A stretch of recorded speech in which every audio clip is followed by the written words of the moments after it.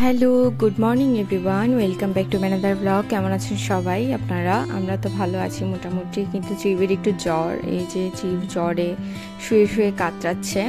তো আজকের ব্লগটা বেসিক্যালি হচ্ছে চিবের জন্মদিনের আগের দিনের ব্লগ। তো যেহেতু আমার ব্যস্ততার কারণে আমি ঠিক করে ব্লগগুলো শেয়ার করতে পারিনি, তো সেজন্য একটু লেট হয়ে যাচ্ছে। তো যেহেতু আগে থেকে শ্যুট করা ছিল, তো ভাবলাম যে আপনাদের সাথে একটু শেয়ার করি ব্লগটা। তো সেই দিন হচ্ছে সকালবেলা ঘুম থেকে ওঠার পরপরই ত্রিবের হালকা পাতলা জ্বর ছিল আর কি। তো দিন যখন বাড়ছিল আস্তে আস্তে হচ্ছে ওর জ্বরের পরিমাণটাও বাড়ে। তো যাই হোক, যদিও ওকে মেডিসিন দিয়ে দিয়েছিলাম, কিন্তু মেডিসিন নিলে পরেও দেখা যায় যে জ্বরটা তো অ্যাটলিস্ট 4-5 দিন থাকবেই। তো সেরকমভাবে হচ্ছে ও দুর্বল বোধ করছিল আর শুয়েছিল আর কি। তো যাই হোক, ওকে ওষুধ খাইয়ে হচ্ছে ঘুম পাড়িয়ে দিয়েছি। আর এখন দুপুরের মতো অনেকটা 12টা সাড়ে 12টার মতো বাজছে, এখনো পুরোপুরি দুপুর হয়নি। তো যাই হোক, এখানে হচ্ছে আমি ছাদে চলে এসেছি। ছাদে এসেছি কিছুটা অ্যালোভেরা, মেহেদি পাতা, এই যে মেহেদি গাছ, আমাদের ছাদে মেহেদি গাছ আছে। তো অ্যালোভেরা, মেহেদি পাতা নেওয়ার জন্য বেসিক্যালি ছাদে গিয়েছিলাম। কারণ আমার চুলের অবস্থা একেবারেই খারাপ, আমার চুল খুবই রাফ হয়ে গিয়েছে। কারণ অনেক বেশি স্ট্রেটনার ইউজ করি, কার্ল করি, স্ট্রেট করি, কত কি করি, মানে যেটা মন চায় সেটাই করি। আজকাল এগুলো ছাড়া তো আমার মনে হয় যে চলেই না।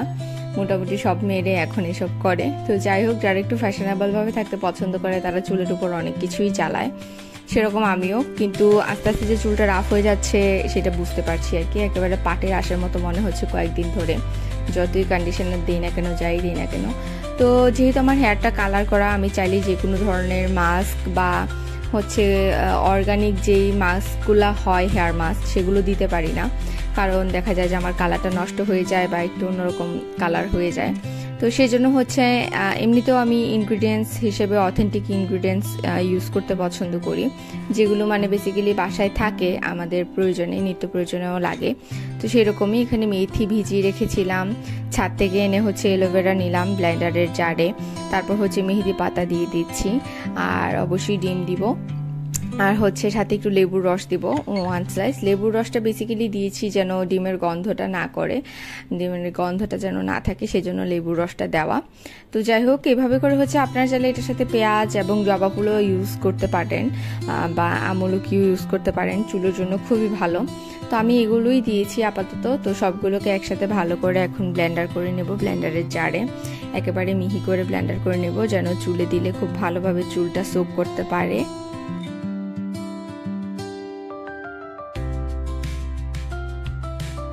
তো এই তো হোমমেড নিজের হাতের তৈরি করা মাস্ক আমার রেডি। তো এবার হচ্ছে একটা বাটিতেই নিয়ে নিচ্ছি আমি মাস্কটা।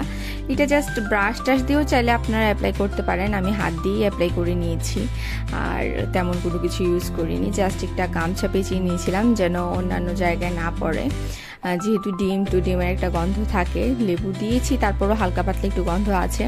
তো যাই হোক, এবার হচ্ছে চুলটাকে ভালো করে আঁচড়িয়ে নিয়েছি, আর এবার হচ্ছে মাস্কটা আমি দিয়ে দিব। প্রথমে হচ্ছে স্ক্যাল্পে দিব, তারপর হচ্ছে আস্তে আস্তে নিচের দিকে নামবো আর কি, চুলেও দিব।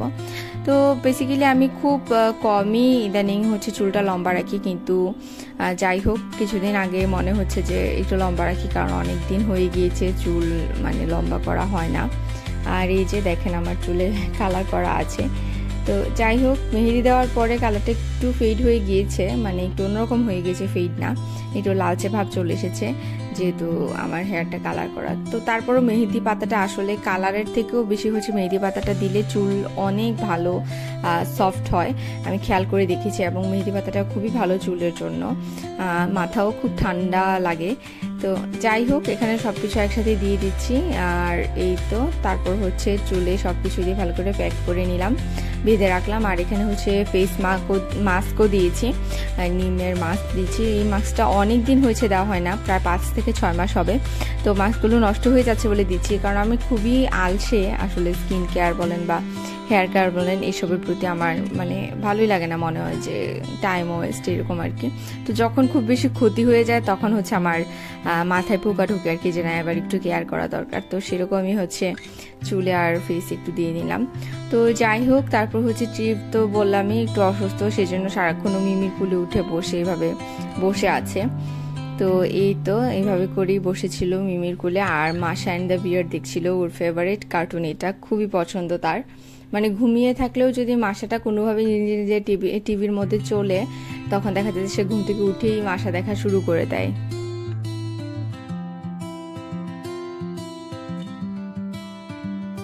তো অনেকটাই গরম ছিল আর কি সেদিন। তো দেখছিলাম যে বাইরে ওয়েদারটা কেমন গরম, কিন্তু হঠাৎ করে দেখলাম যে রোদ, কিন্তু আকাশটা মেঘলা মেঘলা অনেকটা ভাব আছে।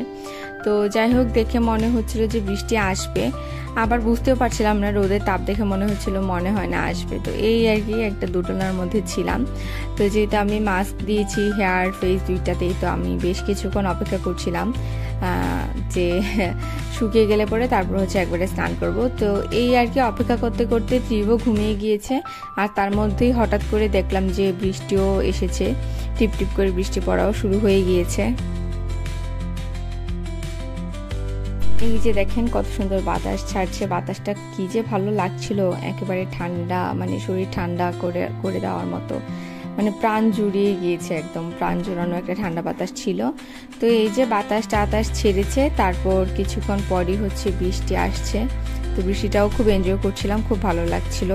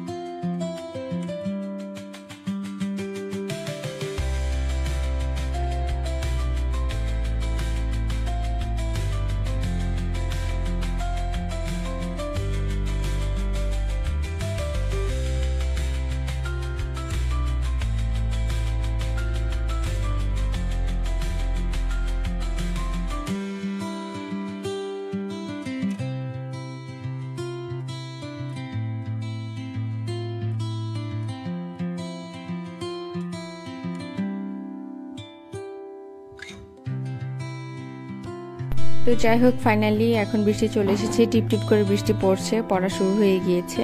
ওয়েদার একেবারে ঠান্ডা, গরম থেকে ঠান্ডা হয়ে গেল ওয়েদার।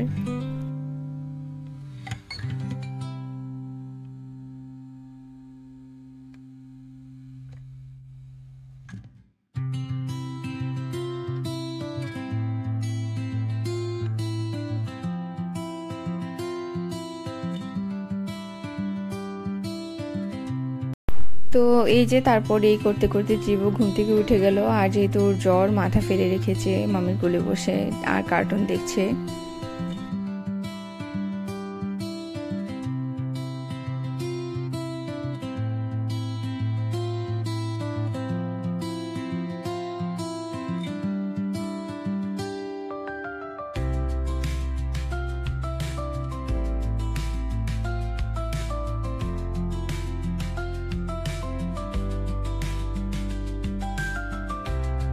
আর এই যে এখানে হচ্ছে পাপা একটা কার্টুন দিয়ে এনেছে, মা বলেছিল পাপাকে যে একটা কার্টুন দিয়ে আনার জন্য, কারণ এখন কাঁচা আমের সিজন যাচ্ছে, আমের ভর্তা কাসুন্দি দিয়ে মাখালে খেতে খুবই টেস্ট লাগে, সেজন্য পাপা এখানে কাসুন্দি আনলো।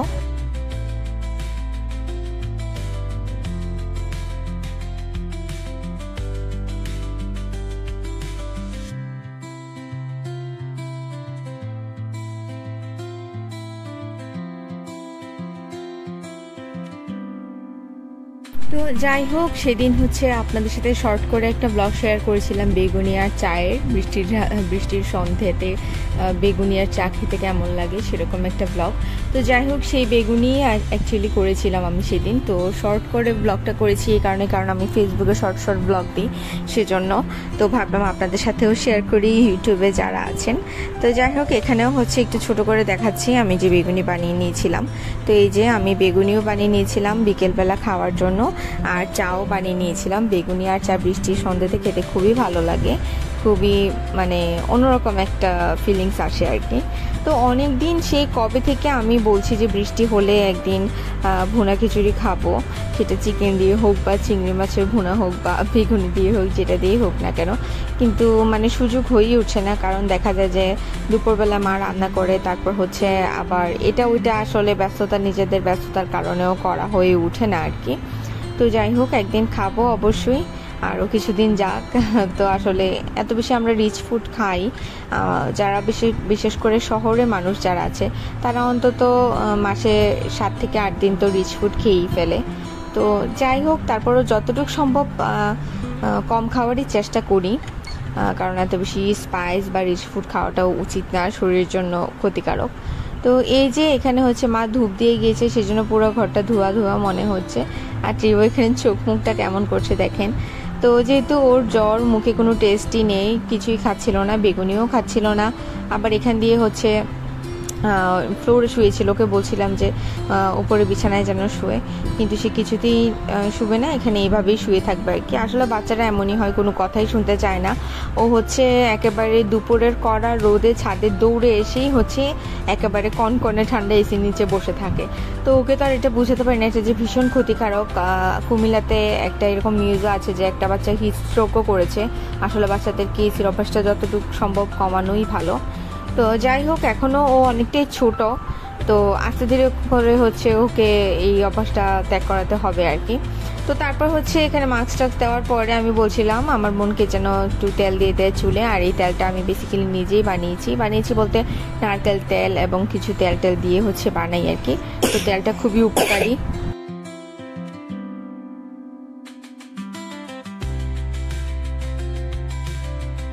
এটা ইউজ করে অনেক উপকার পেয়েছি, খুবই চুলটা হচ্ছে অনেকটা সফট হয় এবং হচ্ছে চুলের শাইননেসটাও বাড়ে। তো এই আর কি, এখানে গান শুনতে শুনতে তেল দিচ্ছিলাম, আমার ছোটবেলার প্রিয় একটা গান, হাবিবের একটা গান। তো এভাবে করে হচ্ছে একটু ম্যাসাজ নিলাম, মাথাটাও ঠান্ডা হলো, মানে খুবই রিলিফ ফিল হচ্ছিল। তো যাই হোক, ব্লগটা এই পর্যন্তই ছিল, আর বড় করছি না। আমার ব্লগ কেমন লাগছে অবশ্যই কমেন্ট করে জানাবেন। যদি ব্লগ ভালো লেগে থাকে তাহলে অবশ্যই আমার চ্যানেলে সাবস্ক্রাইব করে বেল আইকনে প্রেস করে আমার পাশেই থাকবেন। যারা অলরেডি সাবস্ক্রাইব করেছেন তাদেরকে অসংখ্য ধন্যবাদ। দেখা হচ্ছে নেক্সট ব্লগে। টিল দেন টাটা, আর সবাই ভাবে আমাকে সাপোর্ট করে যাবেন। বাই।